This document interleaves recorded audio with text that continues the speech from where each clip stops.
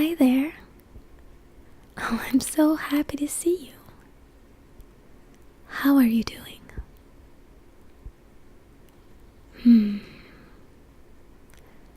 Oh, me?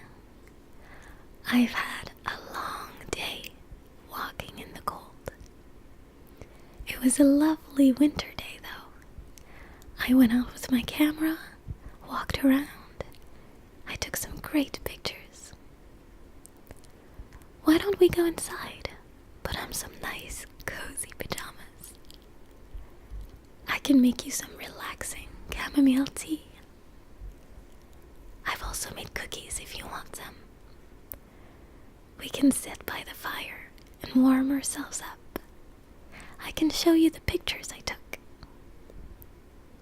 I've also got this book of poetry that I bought the other day. There are some really nice poems in there about winter. Would you like me to read some to you? Come on, let's go inside.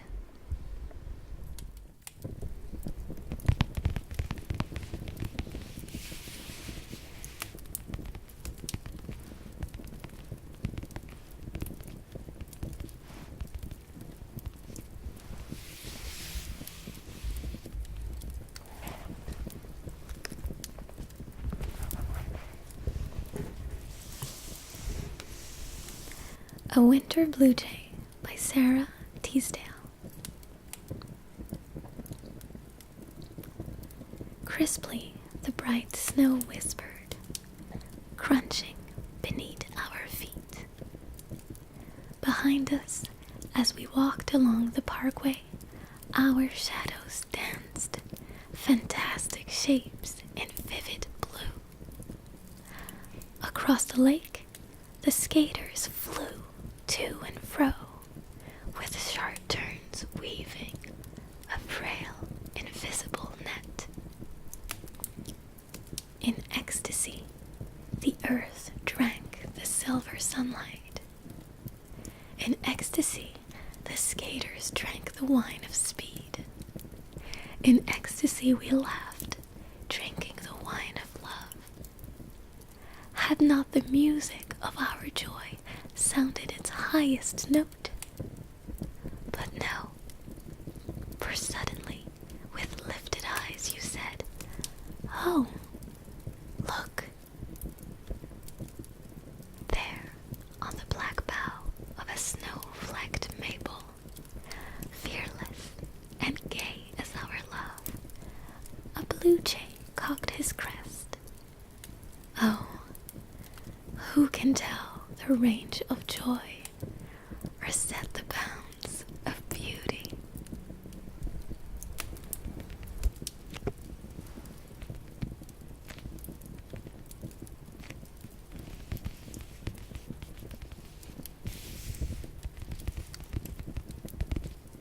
It's Winter Night by Robert Frost. All out of doors looked darkly in at him. Through the thin frost, almost in separate stars, that gathers on the pane in empty rooms. What kept his eyes from giving back the gaze was the lamp tilted near them in his hand. What kept him from remembering what it was that brought him to that creaking room was age. He stood with barrels round him, at a loss. And having scared the cellar under him, in clomping there, he scared it once again, in clomping off, and scared the outer night, which has its sounds, familiar, like the roar of trees and crack of branches. Common things, but nothing so like beating on a box. A light he was to no one but himself, where now he sat, concerned with he knew what. A quiet light, and then not even that. He consigned to the moon, such as she was, so late arising to the broken moon.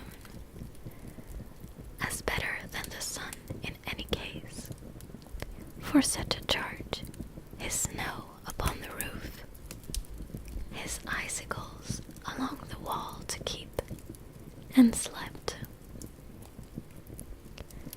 The log that shifted with a jolt, once in the stove, disturbed him, and he shifted, and eased his heavy breathing, but still slept. One aged man, one man, can't keep a house, a farm, a countryside, or if he can, it's thus he does it of a winter night.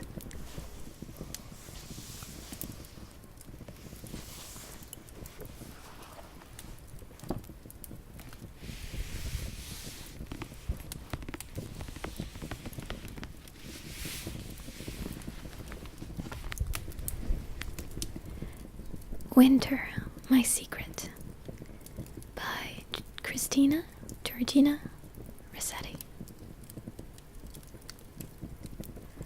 I tell my secret? No, indeed, not I. Perhaps someday, who knows? But not today. It froze, and blows, and snows, and you're too curious, fie. You want to hear it? Well, only my secret's mine, and I won't tell. Or, after all, perhaps there is none. Suppose there is no secret after all, but only just my fun. Today's a nipping day, a biting day, in which one wants a shawl, a veil, a cloak, and other wraps. I cannot hope to everyone who taps, and let the draughts come whistling through my hall, come bounding and surrounding me, come buffeting, astounding me, nipping and clipping through my wraps and all. I wear my mask for warmth. Whoever shows his nose to Russian snows, to be picked at by every wind that blows. You would not peck? I thank you for goodwill. Believe, but leave that truth untested still. Spring's an expansive time, yet I don't trust March with its peck of dust, nor April with its rainbow-crowned brief showers, nor even May, whose flowers one frost may wither through the sunless hours. Perhaps some languid summer day, when drowsy birds sing less and less, and golden fruit is ripening to excess. If there is not too much sun, nor too much cloud, and the warm wind is neither still nor loud, perhaps my secret I may say, or you may guess.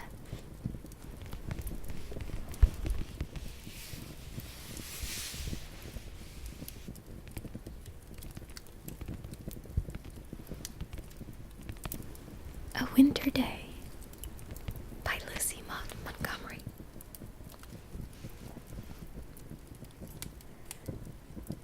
The air is silent, save where stirs a bugling breeze among the firs.